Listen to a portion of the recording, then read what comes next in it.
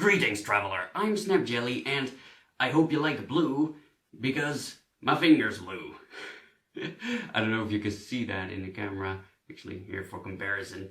Yeah, my finger, it's not really the color it's supposed to be. It's also a little bit thicker than it's supposed to be. I don't know if the camera picks it up or not. But, yeah, it's quite swollen. Well, the fact that my finger is hurt is completely my fault. Because I was a stupid idiot and I ignored the safety rules that I implemented on myself. But this did trigger something that I wanted to talk about for quite a while, but kind of just never did. So, here it is. And it is another safety rant video. Oh my god, don't we love those? It's not really. It's kind of a safety rant, but it's a little bit different. You see, my finger got hurt. It's just, what's that called in English? I don't know, bruised, I guess. I don't know, it's not broken, but it's busted up, it's fucked up. And it got this way by not a steel sword, but one of these. A rawling synthetic. A one-handed rawling synthetic. And what happened, it was completely my fault that I got hurt. But still, yeah, these are an awful lot more dangerous than people think. Even though it was completely my fault, still I wanted to warn you guys about it. Because, well, these swords are incredibly popular for some reason. They are, well, they're not great in terms of practice equipment. There are better things, or arguably better things that I think are better. But, well, they're good enough, and a lot of people choose to use these. But the thing is, they are not LARP swords, right? They don't have foam around them, and they are still incredibly... Ow, hard. I didn't think that would hurt that much, Jesus. Okay, well, that's embarrassing. Anyway, they are hard, and if you learn how to properly swing a sword and do a proper swing with this, and hit somebody in, let's say, the finger, that could become a problem. Now, what happened in my case, it was, first off, I was not wearing the right amount of protection. That's one. That's one of the rules that I ignored, is that because these swords are harder than people imagine, people go like, you know, protection doesn't matter that much. Steel, that's dangerous, but these are not dangerous because they're plastic. Doesn't matter that they're also hard. That's nothing. So I was wearing light sparring gloves, like these things. And, well, in all honesty, they're just not enough. I was planning on reinforcing these with leather, but they are very comfortable for when you're rapier fencing, because then your hand is kind of restricted in like a basket or whatever. And also for my Mongosh, for this one, it doesn't fit. It barely fits with these gloves. So I decided to keep them like this, and I was wearing it. And, well, simply, it's not enough. That's one. Another thing is, I was fingering the guard. And what's fingering the guard? It's when you put one finger over the guard like this. And what that does is, we can do it with my left for now. What it does is it gives you an awful lot more control over your blade, and I do that quite a lot subconsciously, but you're not supposed to do it if you don't have the right amount of hand protection, if you don't wear proper gloves, or if there are no finger rings on the blade.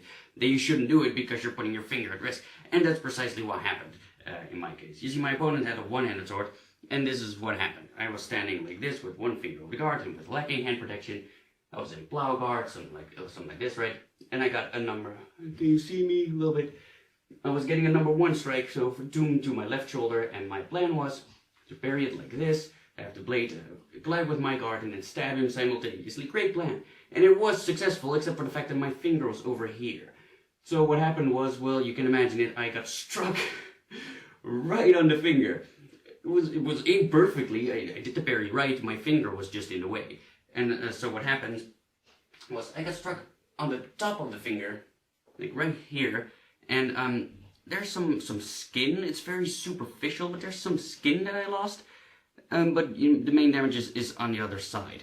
Yeah, I don't know exactly how that happened, but it happened in any case. What I wanted to say is that it was quite. I'm gonna be fine because I'm lucky with the location where I was hit. The fact that it hit the tip of my finger. It's a nice thing. That's a good thing for me. But if that hit one of my joints, like here, or even worse, one of these knuckles, that could have become quite a large problem. Because, well, this is gonna bother me for quite some while, and I'm actually lucky because I'm only sparring at one school at the moment, and they actually have a 2 weeks break right now. So I have a little bit of time to rest. But yeah, it's not really a great thing to have. So the point I'm trying to make here is that just because a weapon is not metal does not mean it's not dangerous. Because a lot of people have this idea that metal, that's dangerous, and other tools, they're meh, they're not important. And actually, as another example, I have my fencing mask right here. These things, they look incredibly flimsy, right? They're not very, they don't look like much, but they are actually incredibly hard. If you have one that's 1600 Newton, says it right here on the back. I don't know if you can read that, but it says N1600.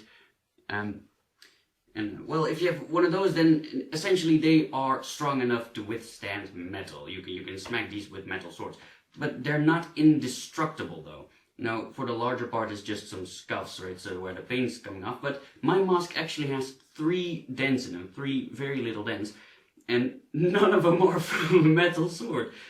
2 of which are from a wooden sword, right here on the edge, and 1 is here on the side. Maybe if I hold in the light, you're able to see that right there. It has a dent. And that is from a rawlings synthetic. It's from one of these. This one of these swords got smacked to the side of my head, and well, it left a dent in my mask that is supposed to be able to withstand steel. And it can, because I've tested it. And well, you could say, which many of you will say, is that, Jelly, your mask just isn't strong enough. Well, yes it is. That's the thing. That's why I'm making this video. That's why it's impressive, because these masks are strong enough to be able to withstand blows from steel swords, but they're not indestructible. And something like a wooden sword or a rawling synthetic can actually dent these. Now, admittedly, the side of the mask is not as tough as the front of the mask, because, well, just because of how it is constructed. But still, that is quite impressive, because those are quite light. So, just to put it in perspective, right, that you can put a lot of force behind the swing, and even with the rawling synthetic, they are quite hard, and you can seriously hurt somebody with that. And talking about wooden swords, well, it largely depends. What you see when you get wooden sparring swords is that they're very thick, and they are quite tip heavy, but it really depends on the individual design. But if you have a sword that's very thick heavy and it's made out of hardwood, considering it doesn't, just break, then, yeah, those are going to be quite devastating weapons. They're more like bludgeons than actual swords. And you could very well practice with them, but if you spar with those, it's stupid to think that those weapons are less dangerous than a steel sword, because they're absolutely not, and you can seriously hurt somebody with it. And, well, I'm lucky now that it was just my finger, but, like I said, if the hit would have landed on my knuckle, that could have seriously be a problem. Now, this is just going to heal up in, I imagine, in a couple days. It's not going to bother me anymore. I can still bend my finger. It's just, it's a little blue. It's bluish. That's a little bit discolored. But, I can cope with it. It doesn't matter. But, just to give you a general idea, right? Something that I always like to do is, well, always, that's not right. I sometimes like to do is I go on YouTube and I look at beginning HEMA practitioners, like people who spar like without being in any school or without ever reading manuals, or just people fooling around, and I always see them use those swords, those rawling synthetics. They are incredibly popular. Okay, these, right? They always use these swords. They have different colors, but these are always the ones they're using, and they never have any protection. They don't have face protection. If you're lucky, they have gloves, but they'll use either like thin leather gloves, like something like this, right? A flimsy piece of shit. That's not gonna do anything for you. Or like a glove from a construction worker. Again, those are made not to protect your hands. People think that, but they are made to prevent blisters on your hands. You put on those gloves so that you can lift stuff without getting blisters. They're not there to protect your hands from attacks with swords. They don't work. They're not enough. Now, protective equipment is very expensive, and good protective equipment, if you really want to be protected, you need to protect everything, right? You need to protect your face, your hands, your joints, your shins as well. You need to protect everything, and it's very expensive, and I understand that most people don't want that or are not able to do that. And those rawling synthetics, they are quite affordable they're quite affordable equipment in order to start practicing. So that's one of the reasons why people always get them. But they are also fairly dangerous, and well, most of the times it's all right. I've used those things countless of times, and I've used them without any equipment as well. And this is the first time that I actually got hurt. But I would hate to see, somebody who's just picking up the sport. I would hate to see somebody like that getting seriously hurt, and because of that becoming afraid, right, and not wanting to continue. So because that's the thing that can happen. People get hurt. Getting hurt is something that just happens. You kind of have to deal with it.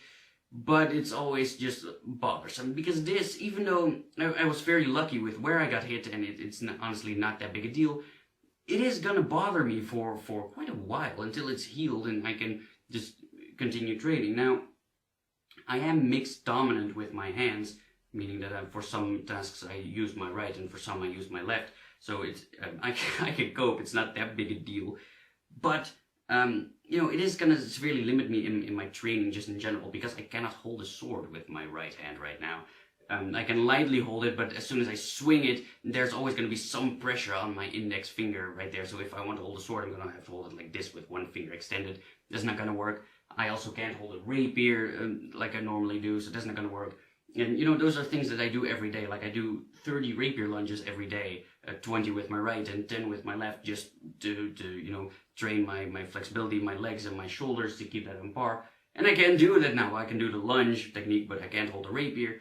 And well, I can still do them with my left, so I guess my left arm is going to get some more attention right now. I do a lot of finger training as well. Kind of continuously through the day, but also like push-ups on my fingers and plank on my fingers. I can't do that because I can't support myself on this finger. So it's gonna limit my workout schedule. That's about it. It is bothersome. That's just it's annoying, and it's something that shouldn't have had happen, but it happened anyway. And it's stupid of me to assume that I wasn't gonna get hurt simply because I used one of those. Because those are still incredibly freaking hard. And I knew this, and I'm dumb. It's just a big stupid of me, right? I knew this, but I just ignored it. It's just a big pile of stoop on my part. So I blame nobody but myself. But still it's annoying, and I want to warn you guys for it. So if you are beginning to practice HEMA, and there's a large chance that you'll encounter one of those at some point, and you feel like, oh, I'll get one, that's fine. But don't get your fingers stuck between two of them, because that hurts. Alright, I think you get the point. That was all I wanted to say. I didn't think of an outro because I'm just rambling. So I'm just gonna show you a penguin.